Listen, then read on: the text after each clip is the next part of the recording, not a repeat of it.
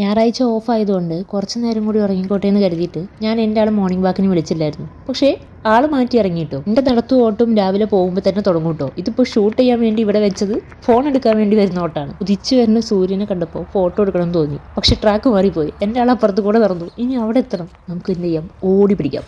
കാണുമ്പോൾ നല്ല നല്ല കാര്യങ്ങൾ ക്യാപ്ചർ ചെയ്യുമ്പോഴേ ചില സ്ഥലങ്ങളിൽ നമ്മൾ സ്റ്റക്കായി പോകും. അടുത്തെല്ലാം കഴിഞ്ഞ് റെസ്റ്റ് ചെയ്യുമ്പോൾ ഒരു 10 പുഷപ്പ് അടിച്ചാലോ എന്ന് ചോദിച്ചു. അങ്ങനെ ഞങ്ങൾ രണ്ടുപേരും ഒരു പുഷപ്പൊക്കെ കഴിഞ്ഞ് കൂടെ കൂട്ടിയൊരു കാര്യം തന്നെ കേട്ടോ.